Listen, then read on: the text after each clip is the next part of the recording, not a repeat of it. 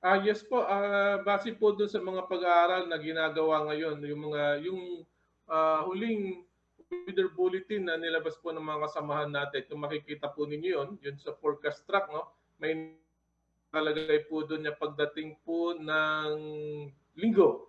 Mhm. Inaasahan po kasi papasok po ng ating Philippine Area of Responsibility Sabado po yan.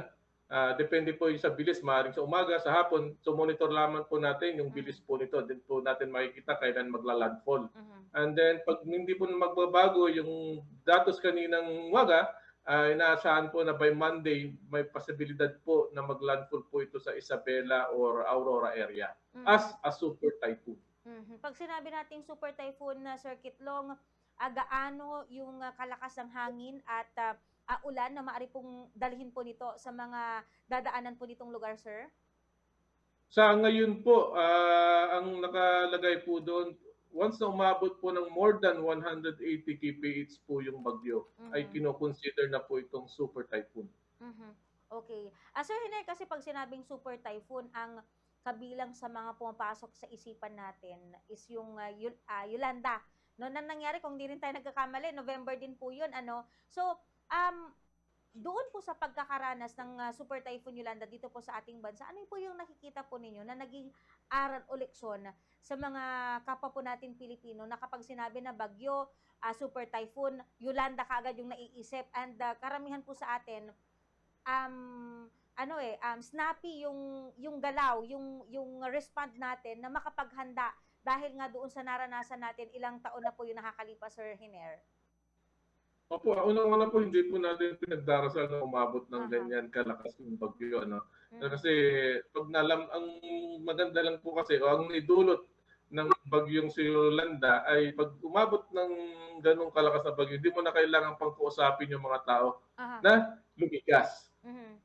Kumbaga alam na nila kung gaano kalakas yung bagyo kasi nakita nila yung mga epekto. Mhm. Pero unang-una po, napakalakas po ng 'pag sinabi po nating super typhoon, Hmm. sobrang lakas po ito. Ang Mhm. ulan, puwedeng umabot ng naranasan natin kay Tino, puwede rin hindi, depende po kasi kagaya ng nabanggit ko, Hmm. hindi po pare-parehas ang ulan binibigay ng bagyo.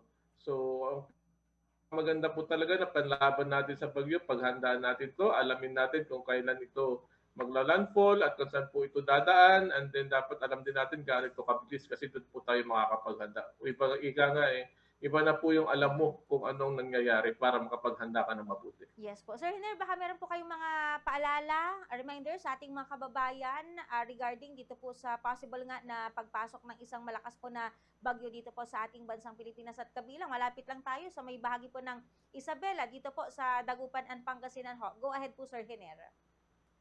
Yes, maraming salamat sa pagkakataon mga kababayan. Isa pong bagyo ang paparating na sa ating bansa. Bagyo na po ito. Nasa labas pa po ito ng Philippine Area of Responsibility. At kung hindi po magbabago itong bilis at galaw nitong minomonitor natin, ay pinaasahan po na Sabado papasok na po ito sa Philippine Area of Responsibility at bibigyan natin ng local name ito na Uwan.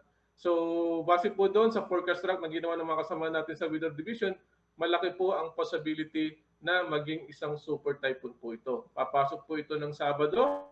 Inaasahan po kung hindi magbabago yung bilis niya, baka Lunes po ay magla-landfall na po ito dito sa may eastern part ng Northern Luzon. Ito pong Isabela, Aurora area. So paghandaan po natin, alamin, gawin lang po natin kung ano pa dapat natin gawin ngayon.